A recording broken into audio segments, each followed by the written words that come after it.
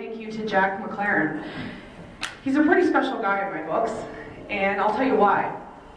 9 months ago, we ran in a very, I think, tense election campaign, and groups like CUPE probably wouldn't have stood here today with a progressive conservative MP.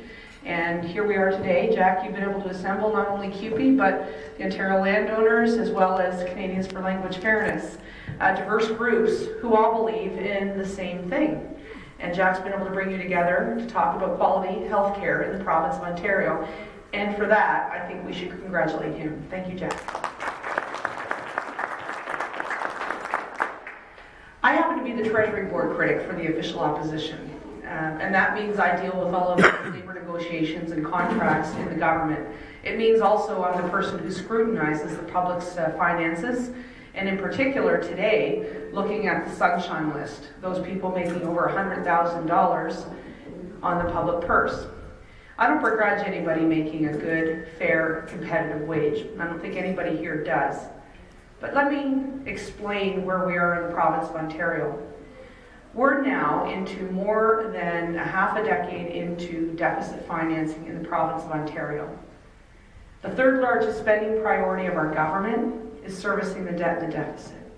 That means for every single dollar spent to pay a foreign financier for a canceled gas plant, a boondoggle at eHealth or Orange, or any other mismanagement, is a dollar directly taken away from healthcare and education.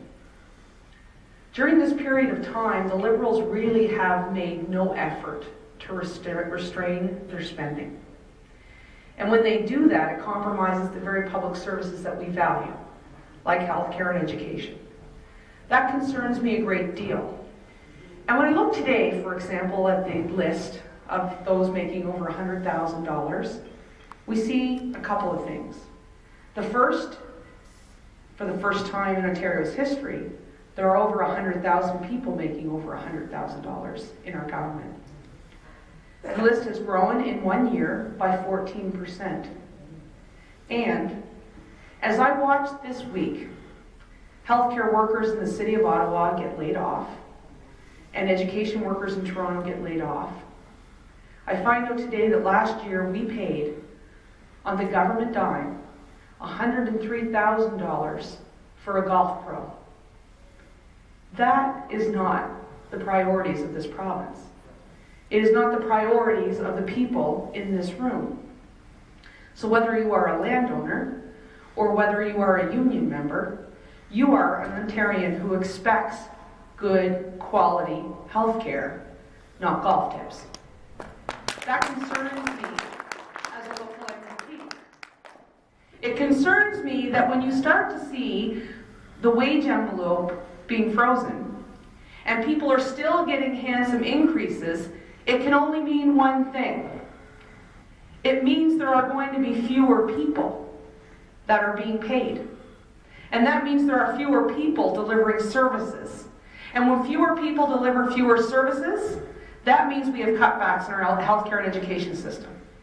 So when you go home today and you go on the internet or you go on Twitter or Facebook and you see that the sunshine list has grown rapidly by 14%, when you see we're paying golf pros $103,000, when you see that Kathleen Wynne's chief of staff is making more money than Barack Obama's chief of staff, you ask yourself, is that the priority that I sent an MPP at Queen's Park to fight for?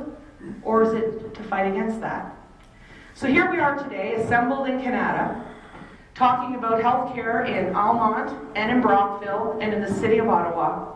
And I think we're all combined and united in the goal for better healthcare, better service delivery in the province at a time when we've been told there wouldn't be any healthcare cuts, when we were told there would be no education cuts. But I can tell you something.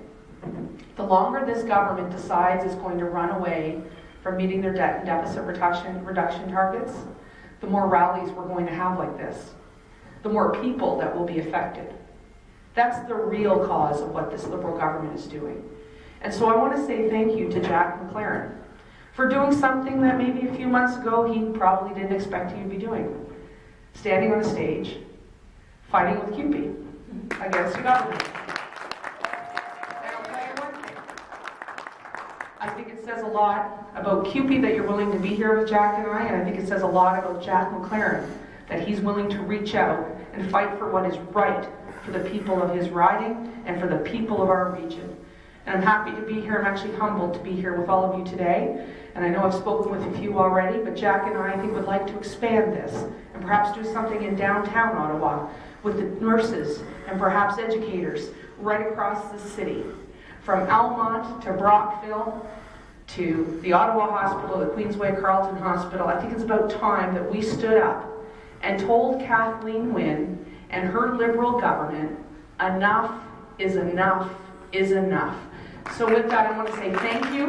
I want to congratulate you all for taking a stand, and I think this is only the beginning. So thank you very much, and thank you, Jack. I appreciate this.